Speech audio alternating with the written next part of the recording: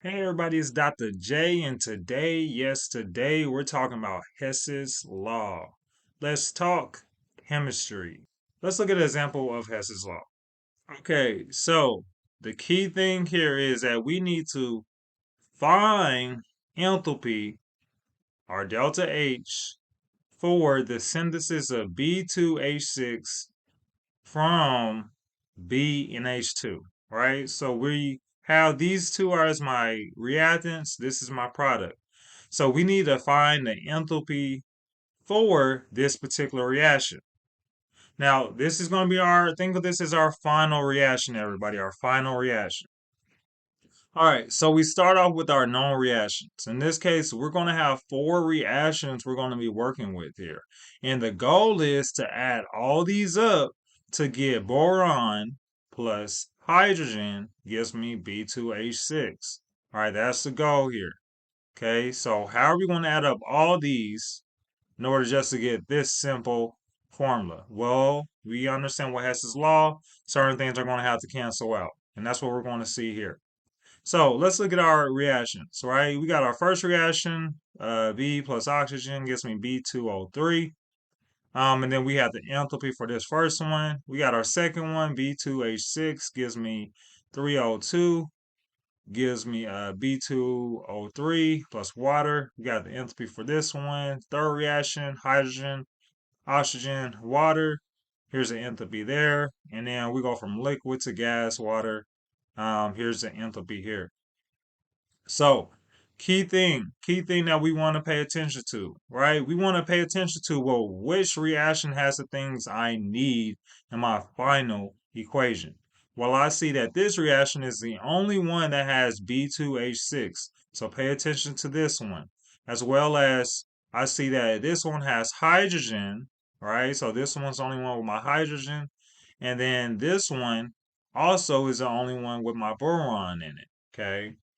And we have a lot of other compounds that should not be included into our final equation, which I see we're going to have water here. We also have some O2s. So we're going to have to figure out a way to cancel out these compounds here when it comes to combining our reactions, adding them up. Okay, so let's talk about combining our reactions with this particular problem, right? So if I combine my reactions, in this case, I'm going to combine my boron, my first reaction here,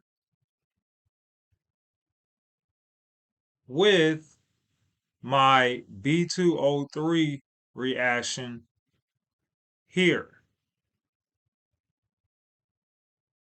Now, let's explain why I chose these two. So I'm choosing the first one here to combine, and because, right, boron I know is going to have to be a reactant in my final equation. So I'm going to use this one first, right, to see what I'm going to do with it. Also, I'm then picking the second one because B2H6 I know is going to be a product. So I'm going to use these two, and I'm going to combine them. Now, a couple of things I noticed here. Um, I got my B2H6 as a reactant. However, we know that this is going to have to be a product, right? Because we're making B2H6 from our reactants, boron and hydrogen. So we need to figure out a way to get our B2H6 as a product. How can we do that with Hess's law? We can flip, right, our reaction. So now my B2H6 and O2 become products, and my B2O3 and H2O becomes reactants, which this is what we did down here. So we flip or reverse, right, the reaction. So now, because I reversed the reaction, everything is going to be reversed. So now my B2O3 is my reactant along with my water. B2H6 is now a product. That's good. As well as my oxygen is now a product too. And then my enthalpy. Remember this. This is very key. Anytime that you reverse your reaction, your enthalpy will be reversed. So it went from a negative 2035 to a positive 2035 kilojoules. Now from here, we're going to add up both of our reactions. So what are we going to do? We're going to bring down our boron, right? Because it's not able to cancel out with anything. And that's okay, right? Because we ultimately know that we need boron to be a reactant. We also bring down our water, right? This 3,2H2 because it can't cancel out with anything. So it comes down as well. Now we go on our product side, B2H6. B2H6 will come down because it's not able to cancel with anything. All right. But let's look at a couple different things that will cancel out. So what we see here is that I have my B2O3 as a reactant in my second equation, and then my B2O3 as a product in my first equation. So both of these B2O3s can cancel out. So because they cancel out, right, when we add them together, they're not in my final combined equation here between my first and second reaction. Okay. So they're gone. They're canceled. Another thing I see, well, I see that I have O2 as a reactant and O2 as a product as well. So I have 3 halves oxygen and I have 3 oxygens here. So when you go to combine these, right, that's just going to be 3 half oxygens, okay, as my product. Now, Dr. J, how are you getting 3 halves? Remember, we're combining these together. So they're canceling out as we do this, right? So 3 halves canceled out with 3, right? Think of this as a fraction, 6/2, right? Because that's all 3 is as a fraction, 6/2. So 6/2 minus 3/2 gives me 3/2 left, right? 3/2 left.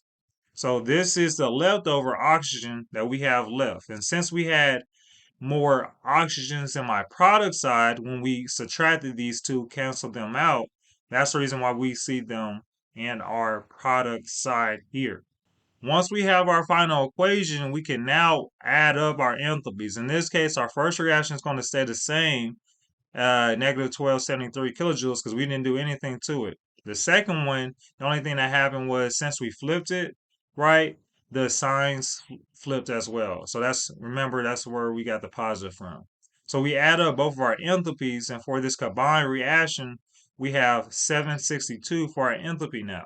Everybody, here's the key thing though. Understand that with enthalpy, this is what I was talking about before, it's a state function. So we only care about initial and final conditions. So this is one way I'm showing you guys right now to find your enthalpy, right? The process, we don't really care. So I decided to combine my first and second reaction. You guys could have easily tried to combine this reaction with this reaction or this with this. Either way, it doesn't really matter. You could do this in several different ways. But I chose to combine the first two reactions. Okay. That's the key thing with Hess's law. You could add up all these equations in different type of ways. But the end goal, right, is to get boron and hydrogen as reactants and B2H6 as our products. So let's move on. Okay, so now that we have our combined 1 and 2 equation, let's move on to this equation here, the third reaction. H2 plus 1/2 oxygen gives me H2O liquid, and then our enthalpy is here. So what am I going to do with this reaction? So now I'm going to multiply this reaction by 3. Now, Dr. J, why are you multiplying this reaction by 3? I'm multiplying this reaction by 3 is because I noticed in my combined equation, which is this, right, of my 1 and 2, what do I notice? 3/2 oxygens as a product, and I have oxygen as a reactant for this reaction here, my third one. So I want to get rid of O2 because I understand that O2 isn't going to be in my final equation, right? So we need to figure out a way to cancel this out. If I multiply this entire thing by 3, that's going to give me 3 halves oxygen on my reactant side here. And if I have 3 halves oxygen on my reactant side, now I'm able to cancel out my O2s. So now my O2s are going to be gone once they're canceled out. But remember, if you multiply something by a factor, you must multiply your enthalpy by the same factor. So Right now, the enthalpy was negative 286, but since I multiply this equation by 3, the enthalpy becomes negative 858 kilojoules. So this is where we see this negative 858 kilojoules from, everybody. So now I got 3 house oxygen, that's gone, right? That's canceled when we're looking at these equations here. And then now I have 3 H2O and then 3 H2Os right here and then 3 H2s. Okay, because this 3 is being distributed to all of them. Okay. So, couple different things, right? So far I got my B, I got my H2. My oxygens are gone because they canceled out here. And then I got my B2H6 as a product. Cool. But I have a couple different things that I don't need, right? Because I have 3 H2Os here, and I have 3 H2Os here. Well, Dr. J, you said if you got a reactant and a product, right, they can cancel each other out. So can't these waters cancel out if they're both 3? No. They cannot cancel out because look at the state of matter. This is a gas water. This is a liquid water. So they cannot cancel out.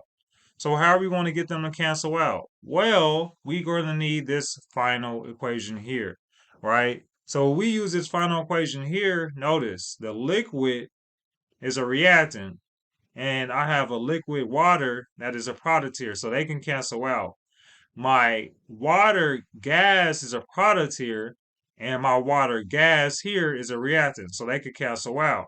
So essentially what I'm going to do is I'm going to take my last equation and just multiply that thing by 3. So now I got 3 waters and 3 waters here, liquid and gas. Okay.